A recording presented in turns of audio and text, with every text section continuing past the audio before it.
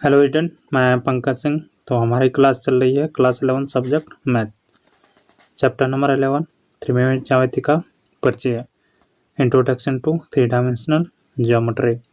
तो आज भाग 10 है। तो आज हम पढ़ेंगे उदाहरण नंबर 12 और 13। आज का उदाहरण नंबर है उदाहरण 12। तो ये दिया गया है, बिंदु P से बने समुच्चय का समीकरण ज्ञात कीजिए, जो इस प्रकार चलता है कि उसकी बिंदु ए और बी से समान दूरी है। तो ए जो बिंदु दिया गया, इसके कोऑर्डिनेट दिए गए हैं 3, 4, -4, 5, और जो बी पॉइंट दिया गया, इसके कोऑर्डिनेट दिए गए हैं -2, 1, 4।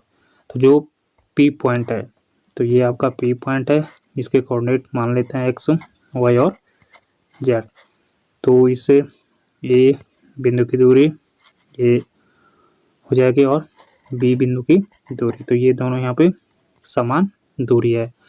तो ए पी डिस्टेंस या पी ए डिस्टेंस बराबर हो जाएगी आपकी पी बी डिस्टेंस।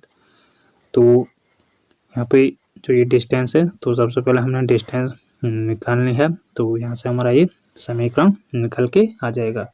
तो इससे पहले भी हम इस प्रकार का क्वेश्चन कर चुके हैं, तो इसमें हम इसको सॉल्व कर लेते हैं। जो डिस्टेंस फॉर्मूला है, तो यहाँ से हम दूरी निकाल लेते हैं। तो ये आपका इस तरीके का बन जाएगा। यहाँ पे ये पी पॉइंट हो जाएगा, ये ए पॉइंट हो जाएगा और ये बी पॉइंट हो जाएगा। हमें सबसे पहले क्या करना है, पी ए की दूरी यहाँ पे निकालनी है। तो डिस्टेंस फॉर्मूला हमारा क्या होता है, डी इक्वल यहाँ पे क्या हो जाएगा, √ x2 - x1 होल का square plus y2 - y1 whole का square plus z2 - z1 whole का स्क्वायर। अब इसमें जो पी है, तो ए पॉइंट के जो कोऑर्डिनेट दिए गए हैं वो आपके क्या हैं 3, 4, -5, और बी पॉइंट के कोऑर्डिनेट दिए गए हैं 2, 1, 4। तो ये इसके कोऑर्डिनेट दिए गए हैं। और जो पी पॉइंट है, इसके कोऑर्डिनेट क्या हो जाएंगे एक्स, वाई और जेड। तो हमें दूरी निकालनी है। तो यहाँ पे क्या हो जाएगा आपका, सबसे पहले x2 ये हो जाएगा और x1 आपका 3 हो जाएगा।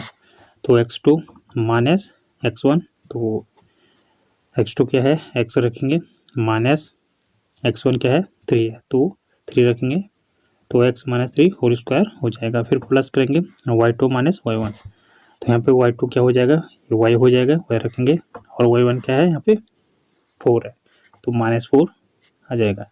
तो y - 4 होल स्क्वायर आ जाएगा। फिर प्लस करेंगे z2 क्या है यहाँ पे z है, और फिर यहाँ पे z1 क्या है -5, तो माइनस का क्या हो जाएगा, ये प्लस यहाँ पे हो जाएगा, तो z + 5 होल स्क्वायर हो जाएगा।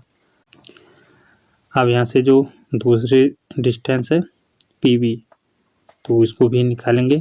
तो बराबर हो जाएगा जो पी बी की डिस्टेंस है, तो यहाँ पे √ हो जाएगा x2 - x1 का होल स्क्वायर। तो x2 यहाँ पे क्या है, इसमें भी आपका x आ जाएगा, फिर यहाँ पे x1 इसमें क्या हो जाएगा 2 हो जाएगा, तो x + 2 होल स्क्वायर हो जाएगा। फिर प्लस आ जाएगा, तो यहाँ पे क्या हो जाएगा y2 क्या हो जाएगा y हो जाएगा, और y1 यहाँ पे क्या है ये 1 है, तो 1 रख लेंगे, तो y - 1 का होल स्क्वायर आ जाएगा। फिर प्लस आ जाएगा z2 - z1 का होल स्क्वायर, यानी z2 क्या है यहाँ पे z हो जाएगा, और z1 क्या हो जाएगा यहाँ पे 4, ये आपका हो जाएगा, तो z - 4 होल स्क्वायर आ जाएगा।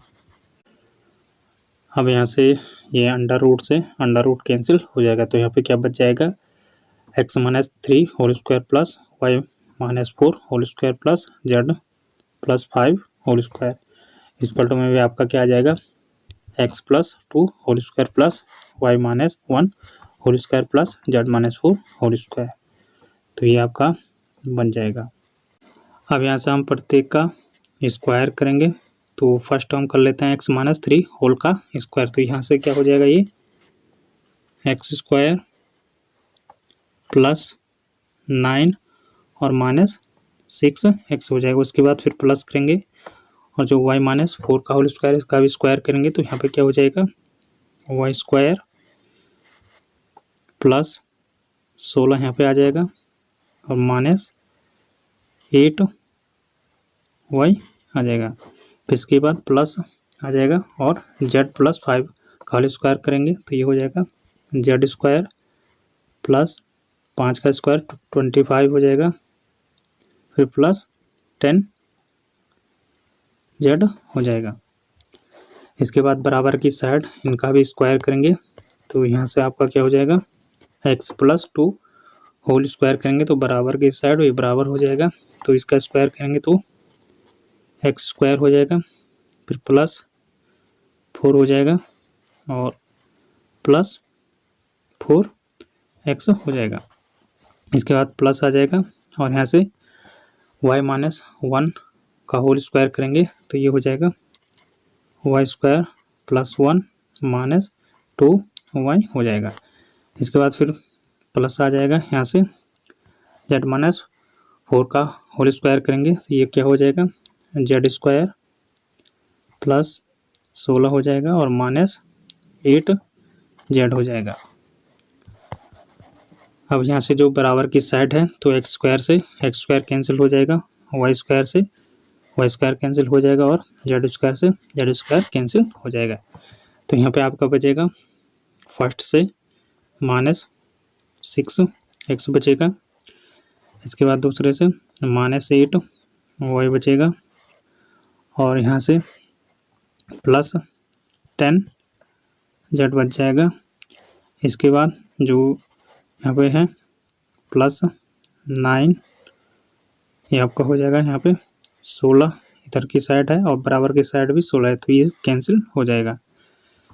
इसके अलावा आपका यहाँ पे जो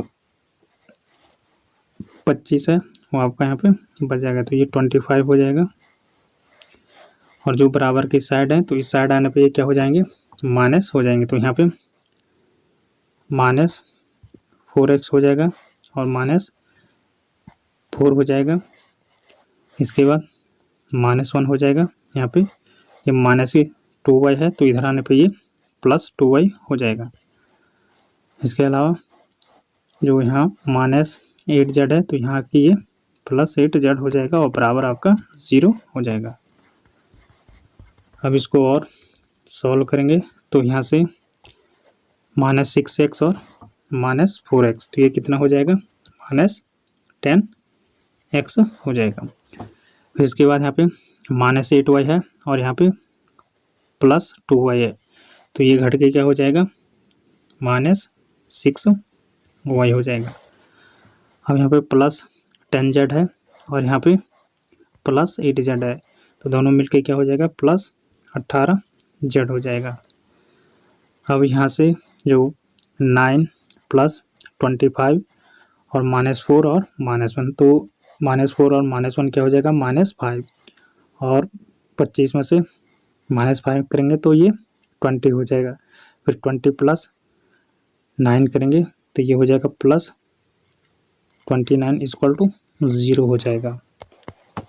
अभी इससे हम क्या करेंगे, यहाँ से माइनस चिन्ह कॉमन रखेंगे तो माइनस चिन्ह यहाँ पे कॉमन हो जाएगा तो ये 10x आ जाएगा। फिर ये माइनस का साइन था यहाँ पे तो ये प्लस 6y आ जाएगा और यहाँ पे प्लस का साइन था तो यहाँ पे आ जाएगा माइनस 18z। यहाँ पे भी प्लस का साइन था, यहाँ पे क्या आ जाएगा, माइनस 29 इक्वल टू 0। तो ये माइनस चिन्ह यहाँ 0 के साथ चले जाएगा तो ये आपका बन जाएगा 10x plus 6y minus 18z और माइनस 29 इक्वल टू 0। तो ये यहाँ पे आपका 10x plus 6y minus 18 minus 29 equal to 0। तो ये समीकरण आपके यहाँ पे बन जाएगी। तो इस तरीके से आप लोग यहाँ पे समीकरण निकालेंगे। नेक्स्ट उदाहरण नंबर 13।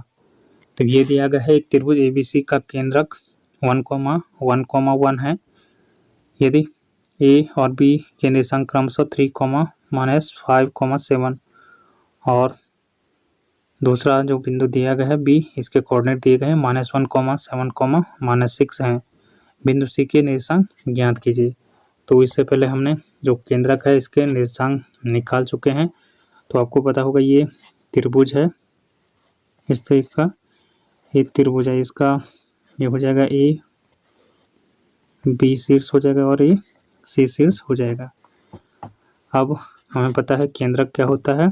त्रिभुज के तीनों शीर्षों के द्वारा जो माध्यिका खींची जाती है तो उनका जो प्रच्छेद बिंदु होता है वो आपका यहाँ पे क्या हो जाएगा, केंद्रक हो जाएगा। तो इसका जो शीर्ष है ये शीर्ष हम माध्यिका डालेंगे तो ये आपकी माध्यिका यहाँ पे बन जाएगी। इस तरीके से जो त्रिभुज का B शीर्ष है इसके माध्यिका ये हो जाएगी और C शीर्ष से माध्यिका आपकी ये बन जाएगी। तो इसमें जो इनका प्रच्छेद बिंदु है तीनों माध्यिकाओं का तो ये यहाँ पे केंद्रक हो जाएगा G।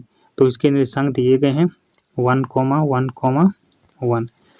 इसी तरीके से जो बिंदु ये दिया गया है इसके निर्देशांक दिए गए हैं 3, -5, और 7 और B पॉइंट के निर्देशांक यहाँ पे दिए गए हैं -1, 7, -6 और C पॉइंट के हमने यहाँ पे निकाले जिसके कोऑर्डिनेट दिए गए हैं X, Y और Z। अब इससे पहले जो हमने क्वेश्चन किया था, जो हमने केंद्रक के निर्देशांक निकाले थे वो क्या निकाले थे, तो केंद्रक के निर्देशांक क्या हो जाएंगे, जो G है उसके निर्देशांक क्या हो जाएंगे x1 + x2 + x3/3 और इसका y वाला कोऑर्डिनेट क्या हो जाएगा y1 + y2 + y3/3 और z वाला क्या हो जाएगा z1 + z2 + z3/3। तो ये इसके निर्देशांक होते हैं। अब यहाँ पे इसके कोऑर्डिनेट दिए गए हैं तो इनको हम इसके बराबर कर लेंगे और जो C पॉइंट है इसके निर्देशांक निकल जाएंगे।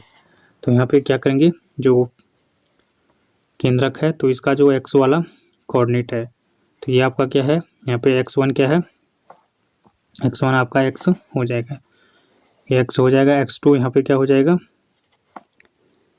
x2 यहाँ पे 3 हो जाएगा तो ये यहाँ पे 3 हो जाएगा तो +3 करेंगे और x3 यहाँ पे क्या हो जाएगा -1 हो जाएगा, अपॉन में क्या हो जाएगा 3 हो जाएगा और बराबर आपका क्या है, इसको हम क्या करना है, जो केंद्रक है G इसका जो x वाला निर्देशांक है इसके बराबर कर देंगे तो 1 के बराबर कर देंगे। अब यहाँ से इसको सॉल्व करेंगे तो ये आपका क्या बन जाएगा x + 3 - 1 = 3 का ऊपर मल्टीप्लाई करेंगे तो 3 हो जाएगा। अब यहाँ से ये हो जाएगा x + 3 - 1 और ये 3 इधर की साइड आ जाएगा तो ये बन जाएगा आपका -3 = 0। अब ये यहाँ पे आ जाएगा आपका x = ये -1 इधर की साइड चले जाएगा 1 आ जाएगा तो x बराबर आपका यहाँ पे जो C का x कोऑर्डिनेट है वो आपका 1 हो जाएगा। अब यहाँ से हम जो C पॉइंट है इसका जो y कोऑर्डिनेट है तो उसको भी निकाल लेते हैं। तो हम क्या करेंगे, जो केंद्रक का यहाँ पे y कोऑर्डिनेट है तो y कोऑर्डिनेट क्या है y1 + y2 + y3/3 तो इसमें y1 क्या हो जाएगा, यहाँ पे y हो जाएगा तो ये y हो जाएगा, फिर उसके बाद y2 यहाँ पे क्या हो जाएगा -5 हो जाएगा, फिर y3 क्या हो जाएगा +7 और अपॉन में यहाँ पे 3 आ जाएगा और इसको किसके बराबर करेंगे, जो केंद्रक का y वाला निर्देशांक दिया गया है तो 1 के बराबर करेंगे तो इस तरीके का आपका ये हो जाएगा। अब यहाँ से इसको सॉल्व करेंगे तो ये आपका बन जाएगा y -5 + 7 हो जाएगा तो ये +2 हो जाएगा और यहाँ से 3 का मल्टीप्लाई ऊपर करेंगे तो ये 3 हो जाएगा। अब यहाँ से ये हो जाएगा y = 3 - 2 यानी y = क्या हो जाएगा 1। तो इसका जो C शीर्ष है तो इसका y कोऑर्डिनेट क्या आ जाएगा 1 आ जाएगा। इसी तरीके से हम जो Z कोऑर्डिनेट है C का उसको भी निकालेंगे तो हम क्या करेंगे, जो केंद्रक का Z निर्देशांक है तो ये क्या होता है z1 + z2 + z3/3 तो इसको किसके इक्वल कर देंगे, जो यहाँ पे केंद्रक के निर्देशांक दिया गया है जेड वाला, तो 1 के बराबर कर देंगे, तो ये हो जाएगा Z1। तो यहाँ से Z हो जाएगा C से, फिर यहाँ पे क्या है प्लस Z2, तो Z2 क्या हो जाएगा यहाँ पे 7 हो जाएगा। फिर आपका आ जाएगा Z3, तो Z3 यहाँ पे क्या है -6 आपका Z3 है, अपॉन में 3 हो जाएगा। और इक्वल हम क्या करेंगे, जो केंद्रक का निर्देशांक जेड वाला दिया गया है तो 1 यहाँ पे दिया गया है, इसके बराबर कर देंगे। अभी इस तरीके से आपका बन जाएगा। इसको मल्टीप्लाई करेंगे तो यहाँ से क्या हो जाएगा Z प्लस 7 -6, तो ये क्या हो जाएगा Z प्लस 1 हो जाएगा, इक्वल में आ जाएगा 3। अब यहाँ से Z स्क्वायर क्या हो जाएगा 3 - 1 यानी Z स्क्वायर हो जाएगा 2। तो ये आपका यहाँ पे जो शीर्ष है तो इसका जेड वाला निर्देशांक क्या आ जाएगा 2 आ जाएगा। तो हमने ये सारे कोऑर्डिनेट निकालने हैं, तो सी का एक्स वाला क्या हो जाएगा 1 हो जाएगा, वाई वाला क्या हो जाएगा 1 हो जाएगा, और जेड वाला जो निर्देशांक है वो 2 हो जाएगा। तो इस तरीके से यहाँ पे हमने सी पॉइंट के निर्देशांक निकाल लिए हैं जो आपके हैं 1,1,2। तो यहाँ से आप लोग इसको सॉल्व कर सकते हैं, जो केंद्रक के निर्देशांक हैं तो इनके द्वारा इस क्वेश्चन को सॉल्व कर सकते हैं। यहाँ पे जो सी बिंदु है जो त्रिभुज का शीर्ष है सी, तो इसके निर्देशांक निकाल सकते हैं। तो आज हमने उदाहरण नंबर 12 और 13 पढ़ा है। तो हमारा ये चैप्टर समाप्त हो गया है। आगे हमारे यहाँ पे MCQ टेस्ट होगा। धन्यवाद।